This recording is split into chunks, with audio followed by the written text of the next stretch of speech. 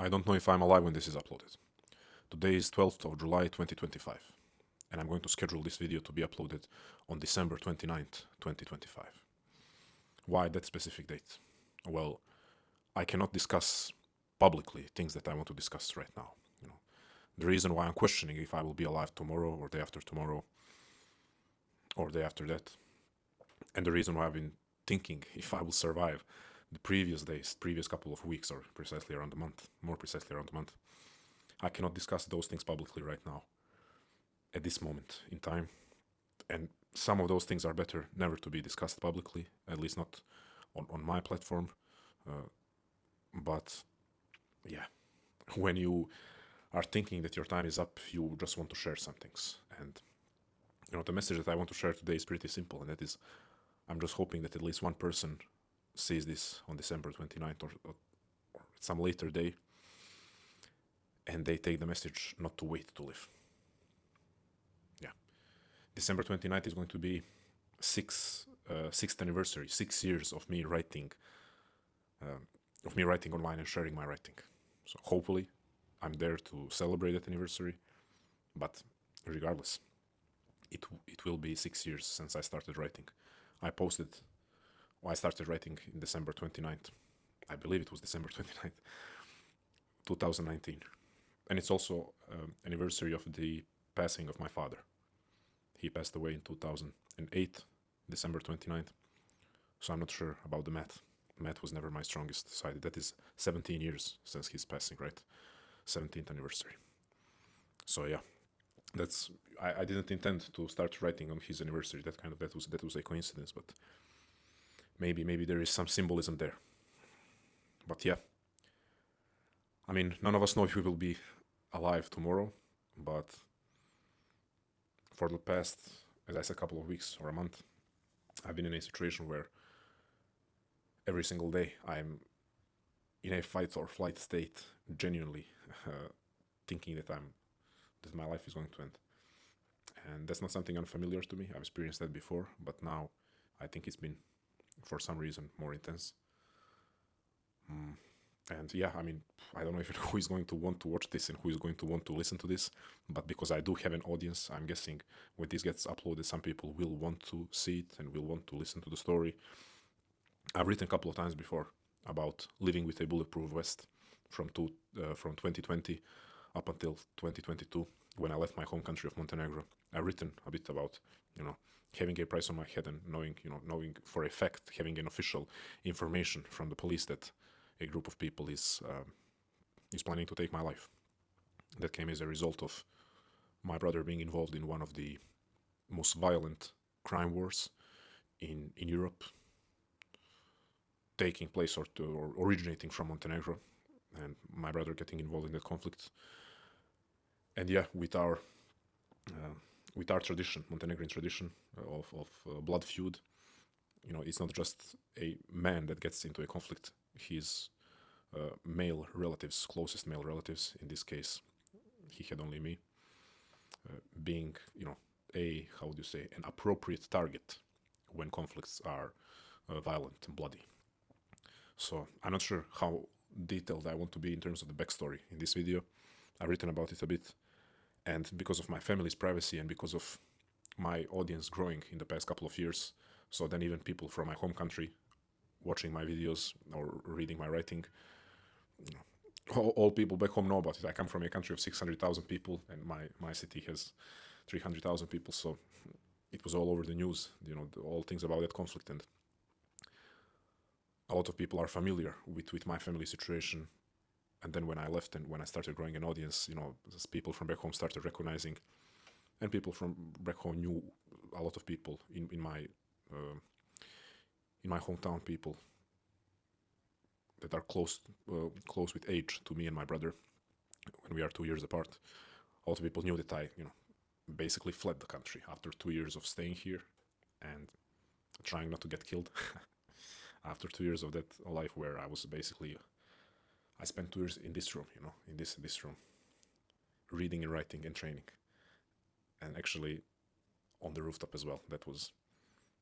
I would love to write more and say more about the rooftop, what it gave me. it was my escape and giving me a sense of freedom. So for those 2 years, I was here, and yeah, apologies that this is so messy. I'm not sure who will want to watch or listen to this, but it's been intense. It's been an intense period, and it's difficult to express myself. But basically, I had to come back home to sort out some stuff in terms of my passport, and also to see my family, because I've been now at this point. It's been 3.5 years that I've been away, that I haven't been living in Montenegro, and I came. I came. It's not the first time. I came already. I came to visit already 2 times, and I'm always trying to be incognito, so to say, to be under the radar and not be noticed, because to this day I cannot be sure that there are not people that the same people who wanted to take my life back in 2021, that they aren't still considering that option and looking for an opportunity. And yeah, this time it's it's been intense. It's been more intense than I anticipated, and it's been a month now that I'm here, and every single day I'm like, my nervous system is trashed. I didn't expect it. But I'm in constant fight or flight state. While some of you who will watch this, uh, you're also reading my stuff, and then maybe you will be able to look back, and I have to give myself credit there. I have to give myself credit, because first of all, I came here a month ago, and in my hometown, where my mother is alone. I mean, I have my sister-in-law and nephews, but where my mother is alone, in the sense of, uh, my brother is not here. No one knows where he is already 5.5 years. I'm not here. Her husband, my father, passed away 17 years ago. So I'm coming to visit my home country. I'm coming to visit my family, and I have to be in hiding, basically, so that people, because there were even some off the record information that I need to be careful when I come home, because some people might still be looking for me. And because of that, when I came home, I had to rent out a place so that no one knows where I am. So already such a sense of defeat and stress, that I'm coming back home and I have to be in hiding when coming back home. And then I changed even accommodations, but I'm occasionally coming home. I want, despite it being a risk, I want my mother and I to have some moments in our apartment where I grew up, and where we shared a lot of sad and painful, but also some joyful moments. Maybe a stupid decision that I'm coming here.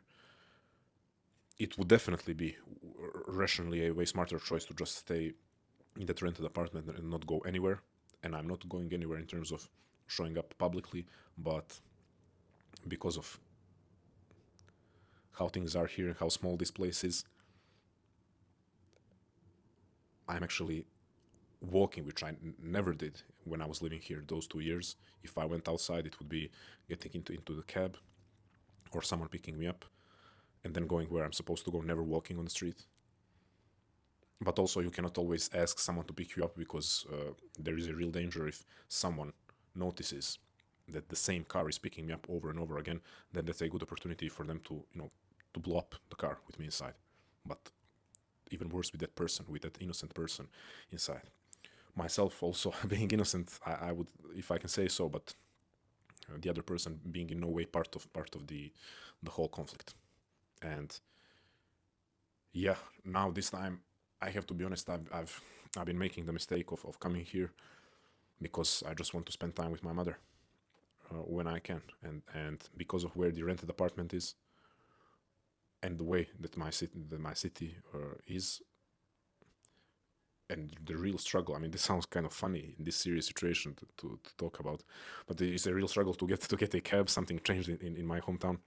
It's a real struggle to get a cab, especially for short distance. So then I have to. I mean, I don't have to do anything, but the most of the times, the only way to get here without planning it 2 hours in advance is to walk. And it's just, now actually I'm starting to sweat even talking about this. Just almost like falling into paranoia, but to some extent it's not paranoia, it's justified worry that someone had already noticed me, and that they've now had enough time to plan to take my life, either when I'm approaching the building where I'm renting the apartment, or when I'm approaching this building, or going out of any one of those buildings. And it's not about me. I didn't want to I didn't want to make this into, oh, how, unlucky me. No, I wanted to make this a story about not waiting to live. But you have to forgive me. You have to forgive me. I literally can observe. I've been able to observe my cognitive capacities just, decreasing in the last month. Stress, the stress and the effect of stress on cognitive capacities, it's real. It's real. And what I was saying before is, I hope that those of you who end up listening to the whole story, I hope you, to give me some credit, I hope you go and take a look at the work that I've been doing in the month of July. Because I've been writing, I've been posting, I've been dropping some genuinely educational content. And I'm also working with people. I'm working with people in my community. I'm working with people one-on-one. And I can say with a hand on my heart that I'm showing up for those people.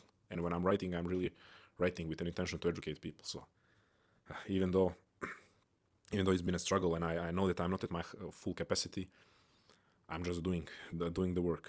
Not as much work as I would want to do, and not with the quality that I would want to do it, but I'm doing the work. And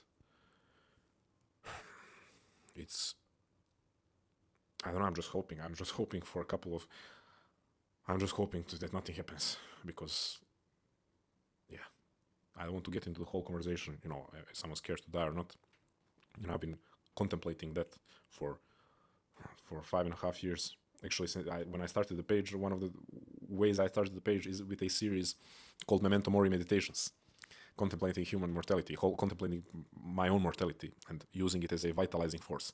And then, okay, that started end of December, and then in April, basically, the thing happened where my brother was presented in media and in news in Montenegro as one of the main participants of the conflict, and accused of certain things that kind of, at least by the law of the street, justified me being a target. So how many 4 or 5 months after starting my Memento Mori meditation series, I actually got a chance to practice to practice Memento Mori meditations on a very, very real level, and have been practicing them for 2 years from that point. And then, since I've been away, it's different, and I had to go far away. To be not sure, but to have the highest chances that no one is going to follow me. Because, yeah, I wasn't able to go somewhere nearby. And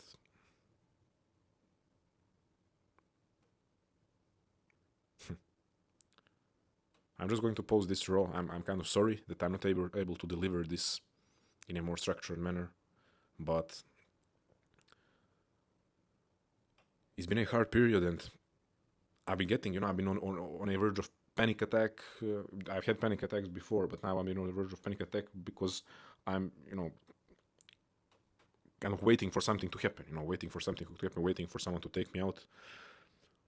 Also having a bit of paranoia from bombs, because there were some executions, crime executions, criminal executions, however, whatever the phrase is, in this conflict that were done with bombs.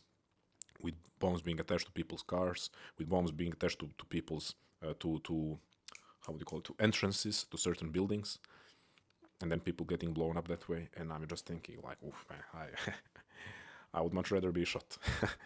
Much rather be shot. That's one thing that I can honestly say I have higher fear than the whole situation. It's getting blown up. I definitely wouldn't want that. And with all of this happening, I just think, I've really, I've honored myself and my life in many ways in the past 5 years. I really, really did, and I'm proud of that. But I know it could have been more. So that's what I want to tell to you. I don't want to present myself as, I've done so much, but I honestly, I've honored myself and some of my potentials and capacities. And I have made my life meaningful and fulfilling. And I don't want to sound pretentious, but I think, you know, if it's my time, genuinely, I've achieved enough as a human being in terms of meaning and in terms of, I can even say in terms of impact.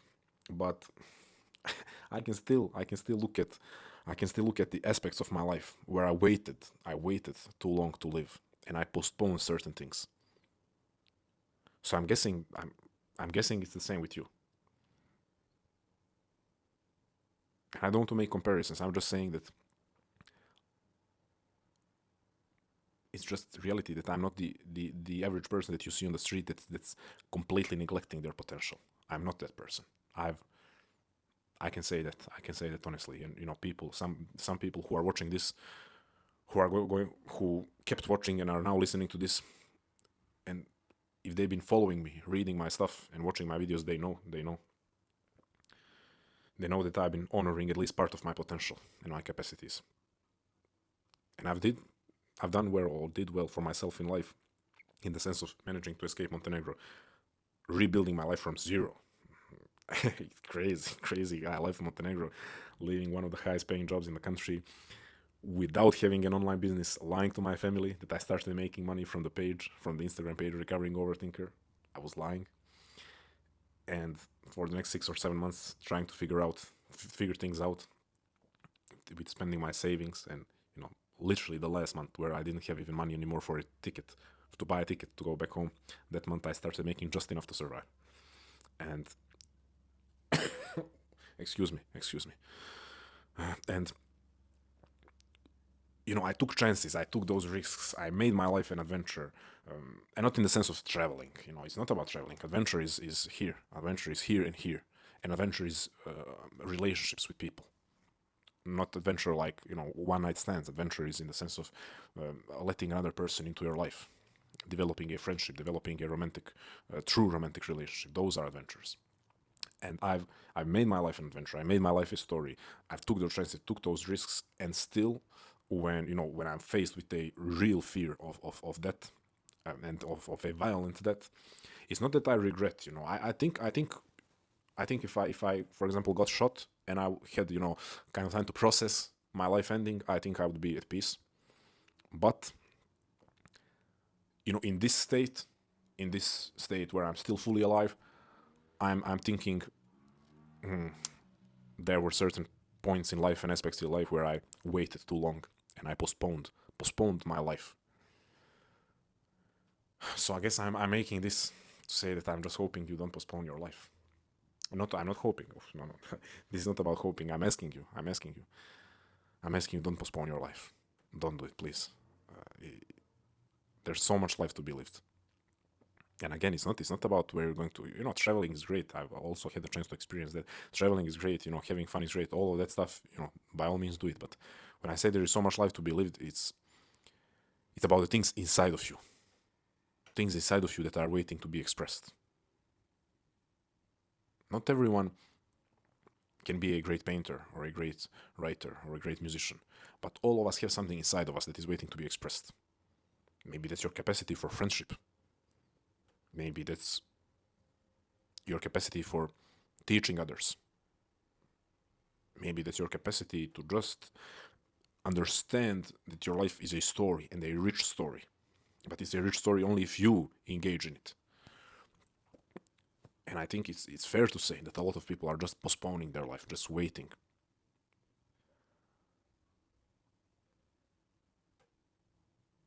I know periods in my life when I've been waiting to live, and that's that's a horror story, you know. That's a horror story. Waiting to live your life.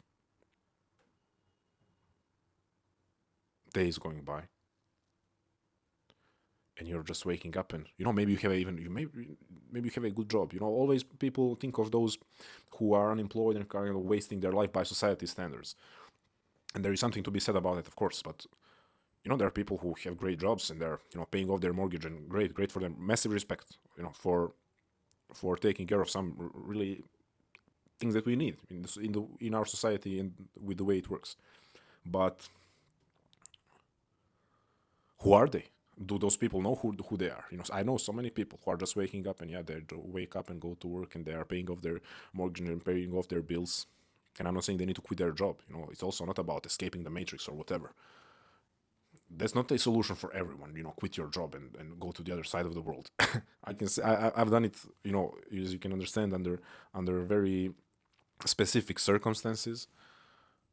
And in one way, I've been blessed that life's challenge and misfortune pushed me to embark on a journey. But I'm trying to say that's not the point. Always, quit your job and go on a spiritual journey to the east. It's who are those people? Do they know who they are when they wake up and just wait for the day to be over? And they have some ideas. They have some ideas of how they could live more fully. And maybe that's as simple as buying a guitar because they played the guitar or wanted to play the guitar back when they were a kid, but they either had to stop or never started playing because of different things, and then life got busy and so on and so forth. And now they're thinking, okay, one day I'm going to buy the guitar again, or for the first time ever. But now is not the time. Now is not the time because whatever, Oh, I've been feeling tired these days. So once I'm fully back, or when my schedule is more flexible, or when kids grow up a little bit, if they have kids, when kids grow up a bit, then I'm going to buy the guitar. And that day never comes. That day never comes. So please don't wait. Please don't wait to live. I know my mom, she, for 2 years, I was watching her read about dogs. She was dreaming about having a dog. And I'm not exaggerating. For 2 years, I was seeing that woman almost every single day read about dogs and about different breeds of dogs and how. Because also, maybe that's where I inherited the tendency to read a lot and to dive deep into things. When she's interested into something, she just dives really, really deep into it. For 2 years, she was reading about dogs, fantasizing, dreaming about having a dog, but it wasn't the right time. It wasn't the right time. Why? Well, as a family, we have more important things. That's what she would say. That's a big responsibility, and it costs to keep a dog. It's additional mouths to feed, and overall, it's a responsibility, which is true. I'm not saying that anyway. There are people out there who need to acknowledge that a bit more. There are people on the opposite side of the spectrum who just opposite side of the spectrum where they just get a dog without realizing the responsibility. But what I was saying is, for 2 years, she was denying herself that because we'll find a better time. Now is not the time. And then I just exploded one day. Exploded. It was in 2017, I remember, and I said, "Listen, I'm not that way with my mother. I'm very respectful with her, and I owe everything to her. But sometimes she makes me go crazy. And that time, I just exploded and said, we are not moving. We were in the kitchen, I remember, and I said, we are not moving. We are not moving until we make an agreement that we go and get a dog." And I went and then took him. He is now in another room, chilling, and it's, besides my nephews, the biggest blessing we ever had as a family. The biggest blessing by far. The,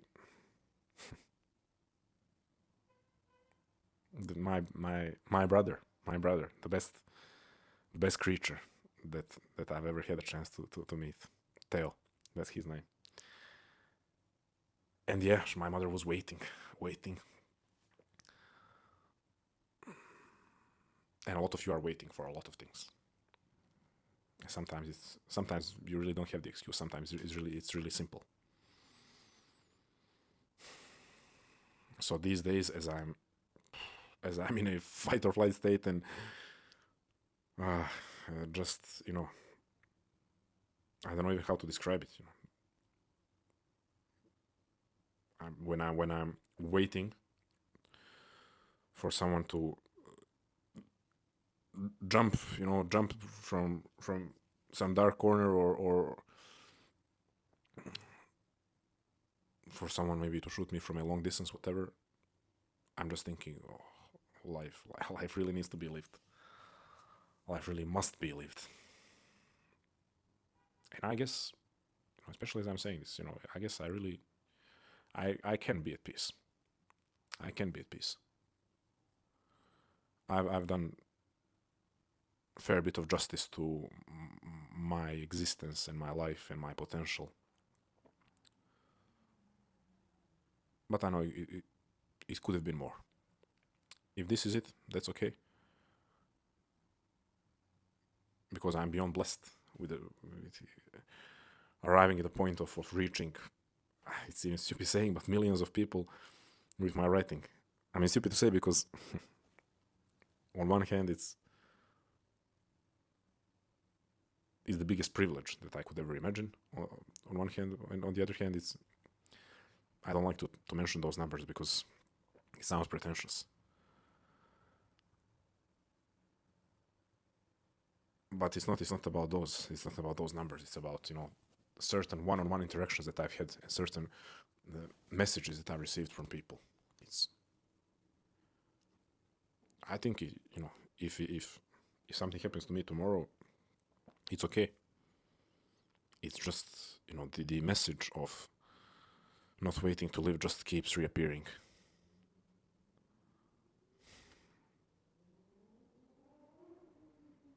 So yeah, I don't know when this comes out, 29th of December. I'm hoping I'm still alive. I'm hoping I'm still alive and doing well. Um, it's never a good time from my perspective to post this and to talk about this publicly, but this month has been so intense, and I think now I owe it to myself to send this message to people in this raw format. Because I've been writing about this stuff, not waiting to live, I've been writing about this stuff for years now. But I think in this raw format, I owe it to myself to just express myself, and it's never a good time from my perspective to talk about this. But it has to happen at some point, and I think those couple of months will give enough distance, physical distance, for me to be away from my home country. I mean, I will be away hopefully soon. In a week or two, I plan to leave. So hopefully I survive for another week or two. If I do, then I guess that's it. Actually, I want to come at the end of September once again to the wedding of one of my best friends, one of the most honorable, incredible men that I've ever met, and I'm going to come for a couple of days for his wedding because I already missed two weddings of two of the closest people in my life, besides my nephews and my mother and brother. Two men that I also consider brothers in the true sense of that word. So I missed weddings of two of my brothers precisely for the reason of it not being safe for me to come. And this third one, I'm not sure how different the situation is, but we made a joint decision that I come this time. And let's hope that no one ruins the wedding by coming to kill me at the wedding. So if I survive for another 2 weeks here, and then at the end of September, if I survive another couple of days, then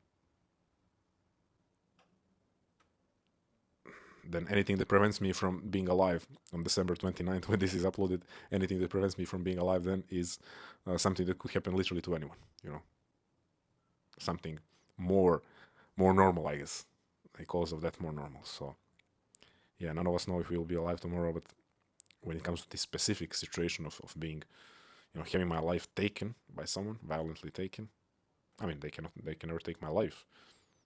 In the sense of life that I live, no one can take it, but my physical life, taken away. In that sense, there is a time frame of what I need to survive, next 2 weeks, and then a couple of days in September. And yeah, I really don't want to post this. Really, really don't want to upload this. I wanted this message, I wanted this whole video to be way more straightforward because it is about sending a message to you. It is about sending a message to you. And that's, please, please, don't wait to live.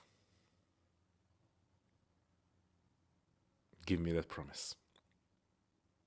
Give me that promise that you will live. You have to.